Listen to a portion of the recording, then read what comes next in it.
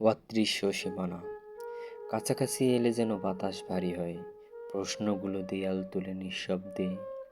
যত্ন বোঝাতে গিয়ে ক্লান্তি দেই, ভালোবাসতে গিয়ে শ্বাসরুদ্ধ করি। দূরে গেলে আবার ডেকে অবহেলা, চুপ থাকলে জমে ওঠে অভিমান। শব্দ চাই কিন্তু খুব বেশি নয়, দৃষ্টি চাই তবে দাবির মতো নয়।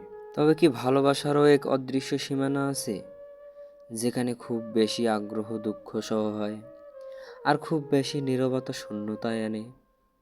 এই সীমানা অতিক্রম করলে কি দূরত্ব বাড়ে।